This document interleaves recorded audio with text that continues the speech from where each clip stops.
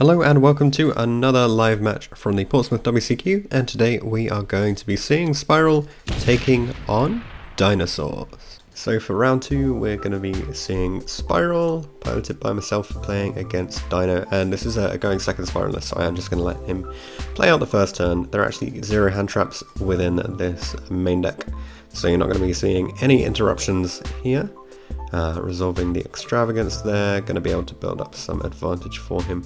Extravagance is really a card that has had quite a heavy impact on the format recently, with so many different decks, especially Dinosaurs, being able to just sort of abuse the power of it there when, you know, most of your main deck is made up of your boss monsters anyway, and in your extra deck you tend to play like 3 of the boss monsters that count, like Dolker and stuff, so really not a problem here. The utility that you have from the deck doesn't need to come out of the extra deck.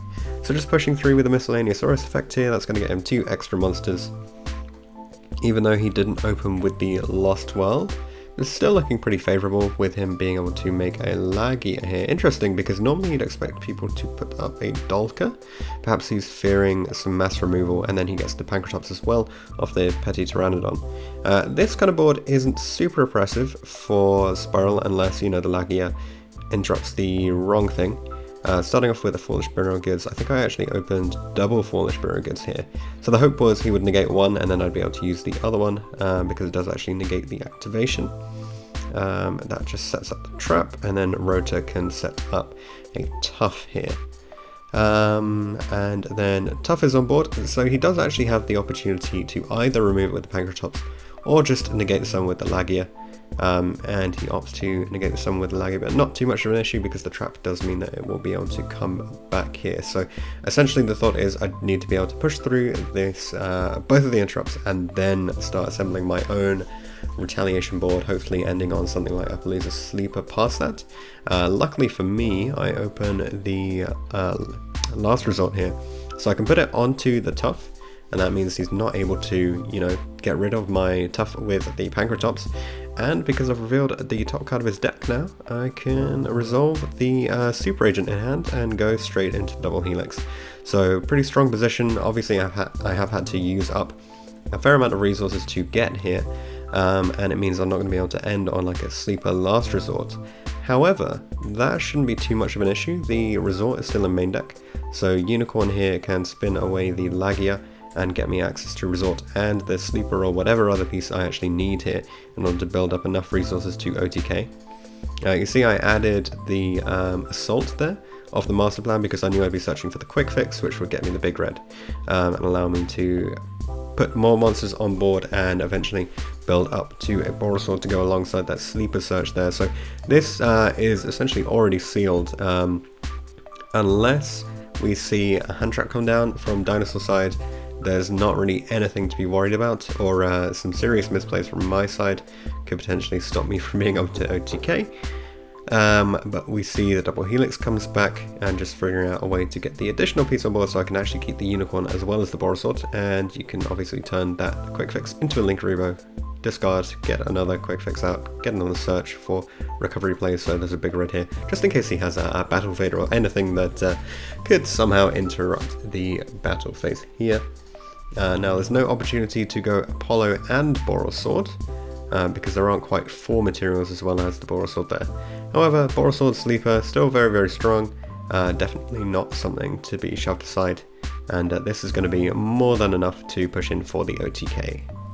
Okay, so on to game 2 with 1 game in hand. Things looking pretty promising for the SPYRAL side. Once again, going to be allowing Dinosaurs to take the first turn this time around, and once again beginning with an Extravagance. Hopefully we can take out some key cards from the extra deck and stop them from assembling like a Dolker or anything. Dolker is actually a serious challenge for the SPYRAL list unless you happen to open something that, you know, like a Mystic Mine or Lightning Storm or something like that. I wasn't actually able to play Lightning Storm for this event because it had only just been released and I wasn't able to pick them up in time, especially with their current price tag. So basically just reliant on other people not using them. have had some consideration about the Mystic Mine inclusion in the main deck actually, especially against decks like Dinosaur where they have Lost World to out it. Potentially just playing Dark Hole could have actually been slightly more impactful for this particular event, however I did expect a lot of Shaddoll, so Mystic Mine definitely a stronger card against that deck. So once again, we're seeing an Oviraptor beginning plays. He does resolve the Misk beforehand in order to stop me from, say, using Veiler or Ash Blossom or something, or more likely Gamma, because Gamma is, you know, the typical card that you would expect from SPYRAL in this particular matchup. He does resolve the Lithosagam here for 2, and just making sure everything is declared properly here, and he is going to be taking out one of the double helixes as well. I think he's trying to stop me from push through with an OTK like last time, so I'm pretty sure he gets rid of the Boral Sword here, and I can't remember if he pulls the correct one. Yeah, he correctly pulls out the Unicorn. So very important to take out the Unicorn so that you can't spin back your own resort from this deck. Taking out the double helix isn't actually very impactful at all. It doesn't really do an awful lot. I think it's generally more correct to get rid of the Link Rebo here, since that eats up the token and stops your opponent from using the Lost World effect. However, he doesn't have the Lost World here anyway. You can see there I did DD Crow on the Miscellaneous Saurus. The idea was that he would then have reduced access to it, but given the rest of his hand, it really doesn't matter. He's able to just get an additional Miscellaneous Saurus from the deck anyway. Although I suppose an argument could be made to suggest that, you know, maybe hitting the first one limits his plays a little bit more. He does decide to go for the Agnimazid here. It's quite a hefty commitment in order to bring out this VFD. But it seems pretty reasonable given how impactful this can be if he calls Earth or anything really. So much of the SPYRAL deck does have to resolve on field in order for things to keep going. So he is going to activate this before I can move into my main phase and activate my Dark Rule no more. I think he does correctly call Earth, but I cannot remember quite. And in order to play around this, just looking at the hand full of spells, I think it includes the Assault there and the Terraforming. I just decided to go for the Mystic Mind, because if I add the Resort, I can't actually do anything. I can't spin it back with the Unicorn, and it doesn't put me in an advantageous spot anyway, because I wouldn't be able to resolve any of the effects. So much better to put the Mystic Mind on the field and play the deck's new strategy of basically stall until you draw into the God Hands. So Mystic Mine in play here does help a lot with that. However, he has the Lost World, so if he has future access to just some dinosaurs, he could potentially rip up my board by just giving me a token. And since I don't have the Link Rebo, I can't really play around anything here. I am going to go for the Instant Fusion, which is potentially the wrong time to put it on board. To be honest, I was thinking about whether or not I would have to overcommit here. And I have Wear Off Thou in hand, which I absolutely need to resolve in order to actually be able to get plays going for the future. But I think making the Thousand Eyes Restrict here is just a little bit too early, because leaving it on board will get rid of the Mystic Mine, and alternatively I can't actually press any further because I don't have enough access within my hand to like the Resort or anything. What we see here is what should be a PE minor at least for the two of us, where Mystic Mine stays on board during the end phase because Thousand Eyes Restrict gets destroyed. I think it may have been the case of misinterpreting the Instant Fusion here, but regardless, that Mystic Mine should absolutely not be on the field right now, and it is going to have a slight impact in how we see plays emerging from the Dinosaur side. Because he's going to have to deal with that before he can actually push on any damage.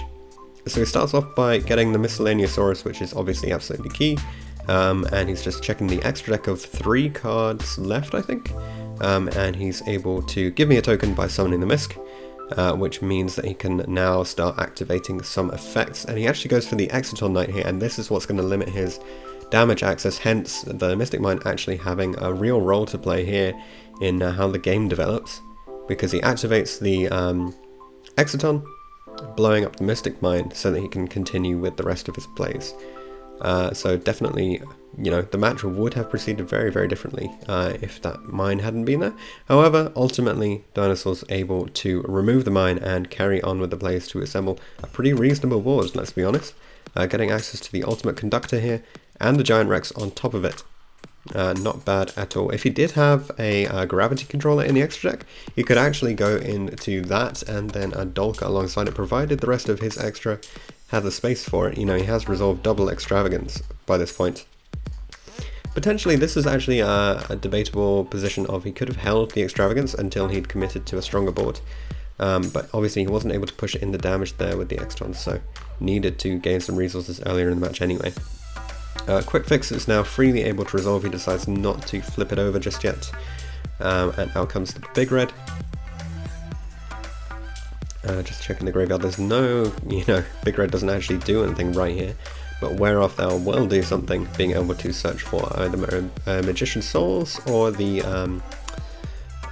what's it called, the drone. It does go for the Magician's Souls to establish the fairly typical spiral combo that we're used to. Now it seems like this would actually be a really good point to flip everything face down so that I don't have access to any removal, but he decides not to. And that means I can put on a Cerberus and take out the Ultimate Conductor before it has any value. This is a bit of a strange one because the majority of Spiral players up until recently weren't actually playing Nightmare Cerberus, so deciding not to commit the flip there could be argued to be correct in the past. However, because it's become really important for the usual turn 1 board, I think not playing around Cerberus was probably a bad call in that spot. Just like the fact that it can be there probably should merit, the decision to flip stuff over. It would even actually block up my zones because I'd actually put monsters in zones under the extra monster zone that I have available. So yeah, definitely something I would consider. Just flip them over before it gets to that point. However, since the Spiral Resort is in the main deck, I'm able to resolve the Master Plan, bring out the Phoenix, get rid of the Lost World, and begin assembling a pretty competent board. Obviously can't go for a Borosword OTK here because it has been removed from the extra deck, and I believe I spent the first half of this turn attempting to sort of play around the Extol Knight, not realizing that it could only actually activate during the battle phase. So as long as I get rid of it before that, I do not have to worry about that at all. Just checking the grave to make sure that Master Plan still has targets, and indeed there is still an Assault within the main deck. So should be able to assemble hopefully something like an Appaloosa with a Sleeper here. Especially given the amount of resources in the graveyard. I think we saw an incorrectly resolved Super Agent which should have just been saved until after the drone got put on board. But ultimately, it's not going to have a huge impact here anyway. So Appaloosa comes out on 3 and attempt to play around a future Nibiru that he potentially could have in hand with that one left over. And then out comes the Sleeper and Last Resort. And the Assault means going to get an additional draw here. So get rid of the 2 before we enter the battle phase. Just secure the position with the stuff on the field. And can then push in for some damage afterwards. I believe we do, we have a 2-4 and a 2-8 over a 1-8. So 3-4 damage here. And then Last Resort, just putting back the Magician's Souls. There's actually only one Master Plan, I believe, that's been taken out of the deck at this point, so still got the one in there to resolve it. Otherwise, would probably put back DD Crow or something. We want to keep the Quick Fix anyway, but that is enough to seal out the game, and Spiral taking home this one. Pretty happy with how that one went. I think game 1 went very well. The second game, obviously there's that iffy business with the Mystic Mine, not the best situation to be in. Absolutely, we both should have caught that, but unfortunately we did not, and it just panned out as it did. Hope you guys enjoyed the video. Let me know what you think in the comment section, and I'll see you guys in the next one.